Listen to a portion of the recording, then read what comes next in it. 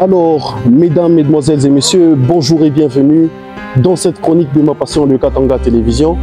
Vous comprendrez bien que chaque fois que l'on vient, il y a quelque chose à dire, il y a quelque chose à développer. C'était le temps où on était en train de malmener la jeunesse katangaise. Nous avions été pourchassés, malmenés, traumatisés, torturés même, certains emprisonnés, certains même tués. Alors aujourd'hui, mesdames, mesdemoiselles et messieurs, c'est le tour de Nzangoula progresse. Mesdames, mesdemoiselles et messieurs, Monsieur Nzangoula a été tabassé par les militants de l'UDPS. Tout simplement parce qu'il réclamait son droit. Celui de voir sa propriété être libérée par des gens qui ont pris son endroit privé d'assaut. Juste en demandant son droit, il a été tabassé, il a été menacé parce que tout simplement, le général John Numbi a parlé. Donc si le général John Numbi a parlé, maintenant c'est une raison pour laquelle il faut s'attaquer aux Katangais. On attaquait la jeunesse katangaise. Nous avions crié, nous avions appelé, nous avions crié pour que vous puissiez nous entendre. Certes, certains nous ont entendus, mais les autres ont traîné les pas. C'est comme ça que, mesdames, mesdemoiselles et messieurs, le temps est venu où on s'attaquait à nos hommes de Dieu. Comme si cela ne suffisait pas, certains ont été emprisonnés, certains ont été insultés et traités de tous les maux. Comme si cela ne suffisait pas, il y a eu une campagne d'acharnement contre les notables katangais. La notabilité katangaise a été menacée dans tout son ensemble, en partant de John Numbi à Moïse Katumbi Tchapwe, de perquisition en perquisition. Mesdames, mesdemoiselles et messieurs, la paix du peuple katangais a été menacée. La quiétude était traumatisée, menacée et on ne pouvait rien dire. C'est pourquoi, mesdames, mesdemoiselles et messieurs, vous comprendrez tout simplement que ça, c'est une goutte qui fait déborder le vase. Et si on n'ouvre pas l'œil et le bon maintenant, c'est qu'on va se retrouver faible chez nous. C'est pourquoi j'en appelle à tout le peuple katangais de se lever comme un seul homme, de défendre les acquis de l'identité katangaise, de défendre les valeurs de l'identité katangaise.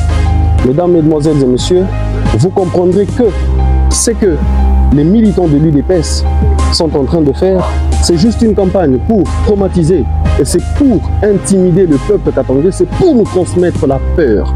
Et c'est alors, messieurs et dames, je vous demande, je nous demande de nous lever comme un seul homme, de barrer la route à l'ennemi, car le Katanga nous appartient. Et à vous les militants de l'UDPS, il faut savoir que celui qui a commencé la guerre de 1940 ne savait pas qu'elle allait durer 5 ans et il ignorait qu'il allait y rester. Ce que vous êtes en train de commencer, soyez-en sûrs, vous allez payer les conséquences. Certes, vous êtes en train de nous dire que vous n'êtes pas Gérard, vous n'êtes pas Bernard, et vous, vous êtes la génération des Steve, des Gaylor, des Johnson, des Brian. Mais n'oubliez pas que le peuple katangais aussi est dans cette génération. Et chaque fois que le peuple katangais a été martyrisé, traumatisé, il a trouvé les voies et moyens pour s'affranchir. Mesdames, mesdemoiselles et messieurs, sachez que le temps viendra. Et le temps est déjà venu. Nous allons nous affranchir de vous, peuple kassaïen. Parce que vous êtes en train de vous mécomporter. Et je demande à Mukubwa Kazembe Choula, maire de la ville, de ne rien faire actuellement. De laisser Madame Kamouinan Sapo, Joyce Tunda, d'aller parler à ses frères en Chiluba et d'aller leur dire d'arrêter la provocation. Parce que si vous allez leur parler, ils vont crier que vous êtes contre leur pouvoir.